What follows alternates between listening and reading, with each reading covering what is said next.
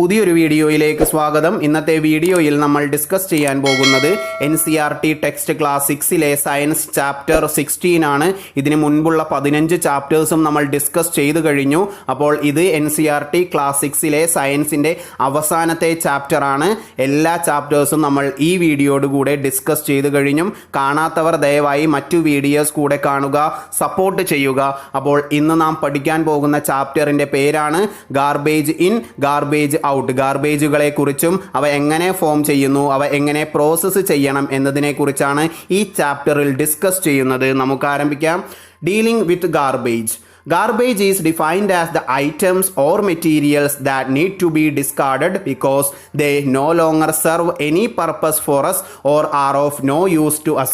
Garbage എന്ന് പറഞ്ഞു കഴിഞ്ഞാൽ ഐറ്റംസ്, മെറ്റീരിയൽസ്, നമുക്ക് ഫ്യൂച്ചറിൽ ഒരു ഉപകാരവും ഇല്ലാത്ത, അതുകൊണ്ട് ഒരു ഉപയോഗവും ഇല്ല എങ്കിൽ അത്തരത്തിലുള്ള വസ്തുക്കളെ നമ്മൾ ഗാർബേജ്, വേസ്റ്റ് മെറ്റീരിയൽസ് എന്ന് വിളിക്കുന്നു. അപ്പോൾ ഗാർബേജ് കൊണ്ട് നമുക്ക് ഫ്യൂച്ചറിൽ ഒരു ഉപകാരവും ഇല്ല, അത്തരത്തിൽ ഫ്യൂച്ചറിൽ ഒരു ഉപകാരവും ഇല്ലാത്ത അല്ലെങ്കിൽ നമ്മുടെ ഉപയോഗം കഴിഞ്ഞതും ഇനി ആ വസ്തു കൊണ്ട് ഒരു ഉപയോഗം ഇല്ലെങ്കിലും അത്തരത്തിലുള്ള വസ്തുക്കളെ നമ്മൾ ഗാർബേജ് എന്ന് വിളിക്കുന്നു. Garbage is often associated with a pungent smell and a large amount of garbage may release fumes which are not healthy.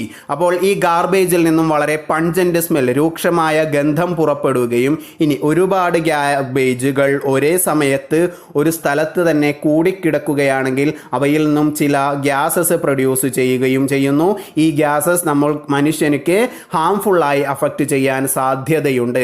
Hence we put such items in dustbin to be taken to far away places so that our surroundings are clean and healthy. അതുകൊണ്ട് തന്നെ ഇത്തരത്തിലുള്ള garbage materials നമ്മൾ ഡസ്റ്റ്ബിന്നിൽ സൂക്ഷിക്കുകയും പിന്നീട് ദൂരെയുള്ള പ്രദേശങ്ങളിൽ കൊണ്ടുപോയി dump ചെയ്യുകയും ചെയ്യുന്നു. കാരണം നമ്മുടെ സറൗണ്ടിങ്സ് ക്ലീൻ ആൻഡ് ഹെൽത്തി ആയി സൂക്ഷിക്കേണ്ടത് നമ്മുടെ കടമയാണ്. അപ്പോൾ ഗാർബേജ് എന്ന് പറഞ്ഞു കഴിഞ്ഞാൽ നമുക്ക് ഫ്യൂച്ചറിൽ ഒരു ഉപകാരവും ഇല്ലാത്ത അല്ലെങ്കിൽ നമ്മുടെ ഉപയോഗം കഴിഞ്ഞ വസ്തുക്കളെയാണ് ഗാർബേജ് എന്ന് വിളിക്കുന്നത്. ഈ ഗാർബേജിൽ നിന്നും പഞ്ചന്റ് സ്മെൽ പ്രൊഡ്യൂസ് ചെയ്യുന്നുണ്ട്.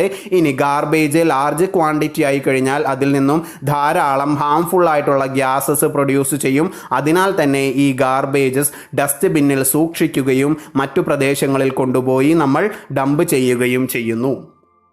Waste has 4 main sources. അപ്പോൾ നമ്മൾ ഈ പറഞ്ഞ ഗാർബേജസ് പ്രധാനമായും 4 സോഴ്സുകളിൽ നിന്നാണ് ഉണ്ടാകുന്നത്. അവ ഏതൊക്കെയാണെന്ന് പഠിക്കാം.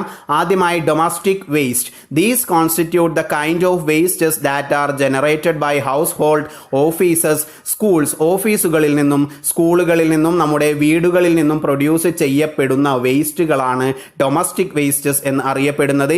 ഇതിൽ എന്തെല്ലാം അടങ്ങിയിരിക്കുന്നു? നമ്മുടെ ബാക്കിയാകുന്ന ഭക്ഷണം, പഴങ്ങൾ, പച്ചക്കറികൾ, നമ്മുടെ വേസ്റ്റായി വരുന്ന വസ്ത്രങ്ങൾ, യൂസ്ഡ് പ്ലാസ്റ്റിക് ഐറ്റംസ് എന്നിവയെല്ലാം ഡൊമസ്റ്റിക് വേസ്റ്റിൽ പെടുന്നതാണ്. എന്തൊക്കെയാണ്? Food remains, then fruit and vegetable skins, clothing item, used plastic items. ഇത്രയും ഡൊമസ്റ്റിക് വേസ്റ്റിൽ പെടുന്നതാണ്. ദെൻ ഇൻഡസ്ട്രിയൽ വേസ്റ്റ്, കമ്പനികളിൽ നിന്നുള്ള waste. These constitute the kind of wastes generated by power plant, chemical plant, cement factory, food processing industries, textile industries. അപ്പോൾ ഏതിൽ നിന്നൊക്കെയാണ്? പ്രധാനമായിട്ടും കമ്പനികളിൽ നിന്നും ഉണ്ടാകുന്ന വേസ്റ്റാണ് ഇൻഡസ്ട്രിയൽ വേസ്റ്റ് എന്നറിയപ്പെടുന്നത്. ഉദാഹരണം, എക്സാമ്പിൾ പറഞ്ഞതാണ്. Power plants, chemical plants, cement factories, food processing industries, textile industries. Each producing waste specifics to the kind of industry they are a part of. അപ്പോൾ ഇവയിൽ നിന്നെല്ലാം വരുന്നത് കെമിക്കൽ സബ്സ്റ്റൻസസ് ആണ്. പ്രധാനമായിട്ടും ഓരോ ടൈപ്പ് ഇൻഡസ്ട്രിയിൽ നിന്നും വരുന്നതും വ്യത്യസ്ത തരത്തിലുള്ള വേസ്റ്റുകളായിരിക്കും. ഇവയെ പൊതുവായിട്ട് പറയുന്നതാണ് ഇൻഡസ്ട്രിയൽ വേസ്റ്റ്. അടുത്തതാണ് agriculture waste. These constitute the kind of waste that is produced by undertaking agricultural activities, husks, expired medicines, fertilizer and pesticide containers. അപ്പോൾ അഗ്രികൾച്ചറുമായി ബന്ധപ്പെട്ട് ബാക്കിയാകുന്ന മെറ്റീരിയൽസ്, ഉപയോഗശൂന്യമാകുന്ന വേസ്റ്റ് മെറ്റീരിയൽസിനെ അഗ്രികൾച്ചറൽ വേസ്റ്റ് എന്ന കാറ്റഗറിയിൽ പെടുത്തിയിരിക്കുന്നു. എന്തൊക്കെയാണ്? Husks, expired medicines, fertilizers and pesticide containers. നമ്മൾ വളങ്ങൾ ഉപയോഗിക്കുന്നതും കീടനാശിനികൾ ഉപയോഗിക്കുന്നതും പിന്നെ മരുന്നുകളുടെ ബാക്കിയാകുന്നതും എല്ലാം അഗ്രികൾച്ചറുമായി ബന്ധപ്പെട്ട വേസ്റ്റ് മെറ്റീരിയൽസിൽ പെടുന്നു. അടുത്തതാണ് commercial wastes. These constitute the kind of waste generated by commercial enterprises including disposable plastic cutlery, food items, food packets, textiles etcetera. അപ്പോൾ കൊമേഴ്സ്യൽ എന്ന് പറയുന്നത് കച്ചവടവുമായി ബന്ധപ്പെട്ടുണ്ടാകുന്ന വേസ്റ്റ് മെറ്റീരിയൽസ് ആണ്. നമ്മുടെ പ്ലാസ്റ്റിക് പാക്കിംഗ് മെറ്റീരിയൽസ് എല്ലാം ഇതിൽ വരുന്നതാണ്. ഏതൊക്കെയാണ്? Disposable, plastic cutlery, food items, food packets, textiles എന്നിവയെല്ലാം കൊമേഴ്ഷ്യൽ വേസ്റ്റിൽ പെടുന്നു. അപ്പോൾ പ്രധാനമായിട്ടും 4 സോഴ്സിൽ നിന്നാണ് വേസ്റ്റ് മെറ്റീരിയൽസ്, ഗാർബേജസ് പ്രൊഡ്യൂസ് ചെയ്യുന്നത്. ഏതൊക്കെയാണ്? ആദ്യം പറഞ്ഞത് ഡൊമസ്റ്റിക് വേസ്റ്റ്, രണ്ടാമത്തേത് ഇൻഡസ്ട്രിയൽ വേസ്റ്റ്, മൂന്നാമത്തേത് അഗ്രികൾച്ചറൽ വേസ്റ്റ്, നാലാമത്തേത് കൊമേഴ്ഷ്യൽ വേസ്റ്റ്. ഓരോന്നിനും നമ്മൾ എക്സാമ്പിളും പഠിച്ചു. വ്യക്തമായി എന്ന് വിചാരിക്കുന്നു. ഇനി not all garbages can be classified as useless, as there were very well are products which can be reused or recycled. അപ്പോൾ ഫസ്റ്റ് സ്ലൈഡിൽ നമ്മൾ പറഞ്ഞു ഗാർബേജ് എന്ന് പറഞ്ഞു കഴിഞ്ഞാൽ നമുക്ക് ഫ്യൂച്ചറിൽ ഉപയോഗമില്ലാത്തത്, ഉപയോഗശൂന്യമായ വസ്തുക്കളാണ്. എന്നാൽ എല്ലാ ഗാർബേജസും ഈ ക്ലാസിഫിക്കേഷനിൽ നമുക്ക് പെടുത്താൻ സാധിക്കില്ല. ചില ഗാർബേജസ് നമുക്ക് റീയൂസ് ചെയ്യാനും റീസൈക്കിൾ ചെയ്ത് ഉപയോഗിക്കാനും സാധിക്കും. Garbage is separated into 2 categories. അതിൻ്റെ അടിസ്ഥാനത്തിൽ ഗാർബേജസ് പ്രധാനമായിട്ടും 2ആയിട്ട് ഡിവൈഡ് ചെയ്തിട്ടുണ്ട്. The items that can be used again for some other purpose and items that cannot be used. അപ്പോൾ ആദ്യത്തേത് നമുക്ക് മറ്റ് പർപ്പസുകൾക്കായി പിന്നീട് റീയൂസ് ചെയ്യുകയോ റീസൈക്കിൾ ചെയ്തെടുക്കുകയോ ചെയ്യാം. അതാണ് ആദ്യത്തെ കാറ്റഗറി, the items that can be used again for some other purpose. രണ്ടാമത്തേതോ items that cannot be used, പിന്നീട് നമുക്ക് ഒരിക്കലും ഉപയോഗിക്കാൻ സാധിക്കാത്ത തരത്തിലുള്ള ഗാർബേജ് മെറ്റീരിയൽസ്. ഇനി the useful component of the garbage can usually be classified into 2 categories. ഇനി നമ്മൾ പറഞ്ഞു റീസൈക്കിൾ ചെയ്തും റീയൂസ് ചെയ്തും ചില ഗാർബേജ് മെറ്റീരിയൽസ് നമുക്ക് ഫ്യൂച്ചറിൽ യൂസ് ചെയ്യാൻ സാധിക്കും. അത്തരത്തിലുള്ള ഗാർബേജസിനെ പ്രധാനമായിട്ടും 2ആയിട്ട് ഡിവൈഡ് ചെയ്തിട്ടുണ്ട്, biodegradable and non biodegradable wastes. അപ്പോൾ എന്തൊക്കെയാണ് 2 categories? Biodegradable and non biodegradable.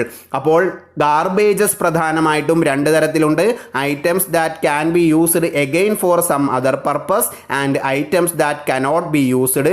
ഇനി ഫ്യൂച്ചറിൽ നമുക്ക് പെടുത്താൻ സാധിക്കുന്ന ഗാർബേജസ് ഏതൊക്കെയാണ്? That can be used again for some other purpose, again classified into 2 biodegradable and non biodegradable wastes. ഇനി അവ എന്താണെന്ന് നമുക്ക് പഠിക്കാം. ആദ്യമായിട്ട് biodegradable waste are items such as eggshells, vegetables, fruit skin, tea leaves, waste foods, etc. which can be mixed with soil and roots over time by the action of certain microorganisms. അപ്പോൾ waste materials ആയ eggshells, vegetable and fruit skin, tea leaves, food waste എന്നിവയെല്ലാം നമുക്ക് സോയിലായിട്ട് mix ചെയ്ത് micro ഓർഗാനിസത്തിൻ്റെ action കൊണ്ടിട്ടും നമുക്ക് ഫ്യൂച്ചറിൽ മാനുവറൊക്കെ ആയിട്ട് യൂസ് ചെയ്യാം. വളം, ജൈവ വളമായിട്ടൊക്കെ ഉപയോഗിക്കാൻ സാധിക്കും. This is usually not accompanied by a pungent smell. അതിനാൽ തന്നെ ഇവ ഒരു പൺജന്റ് സ്മെൽ, നമ്മൾ ആദ്യത്തെ സ്ലൈഡിലൊക്കെ പറഞ്ഞു എന്താണ് ഗാർബേജ് പൺജന്റ് സ്മെല്ല് പ്രൊഡ്യൂസ് ചെയ്യുന്നുണ്ട് എന്ന്. എന്നാൽ ഈ മൈക്രോ ഓർഗാനിസത്തിൻ്റെ ആക്ഷനോടുകൂടെ ഇത് മാനുവറാക്കി മാറ്റപ്പെട്ട് കഴിഞ്ഞാൽ ഇവയുടെ പൺജന്റ് സ്മെല്ലെല്ലാം ഇല്ലാതെയാകുന്നു. Now this mixture of soil and rotten organic material can be used as manure to provide nutrients to the plants. പ്ലാന്റ്സിന് ന്യൂട്രിയൻസ് പ്രൊവൈഡ് ചെയ്യുന്ന മാനുവറാക്കി ഇത്തരത്തിലുള്ള ബയോഡീഗ്രേഡബിൾ വേസ്റ്റസിനെ നമുക്ക് മാറ്റാൻ സാധിക്കും with the help of micro organisms. This process of conversion of biodegradable wastes into manure for plants is known as composting. അപ്പോൾ ഈ പ്രോസസ്സിനെയാണ് കമ്പോസ്റ്റിംഗ് എന്ന് വിളിക്കുന്നത്. ഏത് പ്രോസസ്സിനെ? ഈ ബയോഡീഗ്രേഡബിൾ വേസ്റ്റസിനെ നമുക്ക് പ്ലാന്റ്സിന് വേണ്ടി മാനുവറാക്കി മാറ്റുന്ന പ്രോസസ്സിനെയാണ് കമ്പോസ്റ്റിംഗ് എന്ന് വിളിക്കുന്നത്. എന്തിൻ്റെ ഹെൽപ്പോടു കൂടെയാണ് മാനുവറാക്കി മാറ്റുന്നത്? With the help of micro organisms. ഇനി അടുത്തതാണ് non biodegradable wastes. Non biodegradable waste comprises of items that do not rot over time by the action of micro organisms. അപ്പോൾ മൈക്രോ ഓർഗാനിസത്തിൻ്റെ പ്രവർത്തനം മൂലം മാനുവറായി മാറാത്ത വസ്തുക്കളെയാണ് നോൺ ബയോഡീഗ്രേഡബിൾ വേസ്റ്റ് എന്ന് വിളിക്കുന്നത്. മണ്ണിനോട് അലിഞ്ഞു ചേരാത്ത ഇത്തരത്തിലുള്ള വസ്തുക്കളാണ് നോൺ ബയോഡീഗ്രേഡബിൾ വേസ്റ്റ്. എക്സാമ്പിളാണ് മെറ്റൽ സ്ക്രാപ്സ്, പ്ലാസ്റ്റിക്, ഗ്ലാസ് എന്നിവ മണ്ണിനോട് അലിഞ്ഞു ചേരുന്നില്ല. മൈക്രോ ഓർഗാനിസത്തിൻ്റെ പ്രവർത്തനം മൂലം മണ്ണുമായി മിക്സ് ആകുന്നില്ല. അതിനാൽ തന്നെ ഇവ കമ്പോസ്റ്റിങ്ങിന് വിധേയമാകുന്നില്ല. ഇത്തരത്തിലുള്ള വേസ്റ്റ് മെറ്റീരിയൽസ് ആണ് നോൺ ബയോഡീഗ്രേഡബിൾ വേസ്റ്റ്. അപ്പോൾ ബയോഡീഗ്രേഡബിൾ വേസ്റ്റിന് എക്സാമ്പിൾ ആണ് egg shell, vegetable and fruit skin, tea leaves, waste food എന്നിവ. നോൺ ബയോഡീഗ്രേഡബിൾ വേസ്റ്റിന് എക്സാമ്പിൾസ് ആണ് മെറ്റൽ സ്ക്രാപ്പ്, പ്ലാസ്റ്റിക്, ഗ്ലാസ് എന്നിവ. വ്യക്തമായി എന്ന് വിചാരിക്കുന്നു. ഇതാണ് ഫിഗറിൽ കൊടുത്തിരിക്കുന്നത്. ലെഫ്റ്റ് സൈഡിൽ കൊടുത്തിരിക്കുന്നതാണ് ബയോഡീഗ്രേഡബിൾ വേസ്റ്റസ്. ഫുഡ് വേസ്റ്റും വെജിറ്റബിൾ വേസ്റ്റ് ഒക്കെയാണ് അതിൽ കൊടുത്തിരിക്കുന്നത്. റൈറ്റ് സൈഡിലാണ് പ്ലാസ്റ്റിക്, ഗ്ലാസ് എന്നിവ നിങ്ങൾക്ക് ധാരാളമായിട്ട് കാണാം. അവയാണ് നോൺ ബയോഡീഗ്രേഡബിൾ വേസ്റ്റസ്. ക്ലിയർ ആയി എന്ന് വിചാരിക്കുന്നു. Apart from these there are another category of non-biodegradable waste also known as electronic waste or e-waste, that is composed of electric appliances or components that no longer serve their specified function and are hence needed to be reused, resold, recycled or disposed of. ഇനി non biodegradable വേസ്റ്റിൽ ഒരു category കൂടെയുണ്ട്.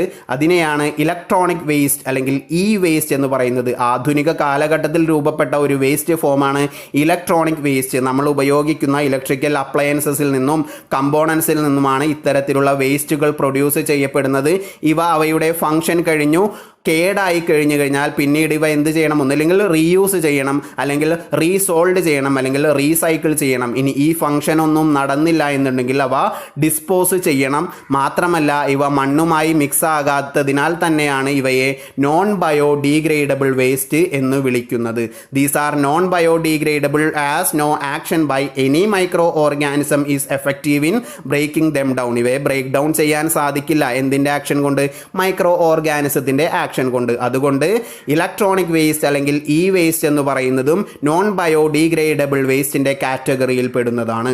Garbage should be allowed to be processed by authorities and not burned because the burning of garbage releases toxic fumes which are harmful to the health of everybody. ഇനി ഇത്തരത്തിലുള്ള garbage വേസ്റ്റുകൾ, non biodegradable ആയിട്ടുള്ള ഗാർബേജുകൾ നമ്മൾ കത്തിക്കാൻ പാടില്ല. കാരണം ഇത്തരത്തിലുള്ള വസ്തുക്കൾ ബേൺ ചെയ്ത് കഴിഞ്ഞാൽ പുറത്തേക്ക് വരുന്നത് ടോക്സിക് ഫ്യൂംസ് ആണ്. അത് പ്രകൃതിയിലെ അല്ലെങ്കിൽ അറ്റ്മോസ്ഫിയറിനെ അഡ്വേഴ്സ് ആയിട്ട് ബാധിക്കും. അതിനാൽ തന്നെ ഇവ അതോറിറ്റീസുമായി ബന്ധപ്പെട്ട് മാത്രമേ പ്രോസസ്സ് ചെയ്യാൻ പാടുള്ളൂ. അല്ലാതെ നമ്മുടെ വീട്ടുവളപ്പിലിട്ട് ഇതെല്ലാം കത്തിച്ചു കഴിഞ്ഞാൽ ഇത് അന്തരീക്ഷത്തിൽ അറ്റ്മോസ്ഫിയർ വളരെ മോശമായിട്ട് ബാധിക്കും. വ്യക്തമായി എന്ന് വിചാരിക്കുന്നു. ഈ ഫിഗറിൽ കൊടുത്തിരിക്കുന്നത് കണ്ടോ? ബയോഡീഗ്രേഡബിൾ വേസ്റ്റും നോൺ ബയോഡീഗ്രേഡബിൾ വേസ്റ്റും സെപ്പറേറ്റ് ബിന്നുകളിൽ നമ്മൾ സൂക്ഷിക്കണം. ഇപ്പോൾ നമ്മൾ വീടുകളിൽ തന്നെ ചെയ്യുകയാണെങ്കിൽ വീടിൻ്റെ കിച്ചണിൽ 2 ബിന്നുകൾ വെച്ചിട്ട് ഒരു ബിന്നിൽ നോൺ ബയോഡീഗ്രേഡബിൾ വേസ്റ്റും മറ്റേ ബിന്നിൽ ബയോഡീഗ്രേഡബിൾ വേസ്റ്റും ഇട്ട് സെപ്പറേറ്റ് ചെയ്യേണ്ടതിൻ്റെ അത്യാവശ്യത വളരെ അധികമാണ്. നമ്മൾ ഹോസ്പിറ്റലുകളിലും ഹോട്ടലുകളിലും മിക്ക ഭാഗത്തും ടൂറിസം സ്പോട്ടുകളിലും ധാരാളം ഇങ്ങനെ കണ്ടിട്ടുണ്ട്. അല്ലെങ്കിൽ ഇവ മിക്സായി കിടന്നു കഴിഞ്ഞാൽ സെപ്പറേറ്റ് ചെയ്യാൻ വളരെ ബുദ്ധിമുട്ടായിരിക്കും.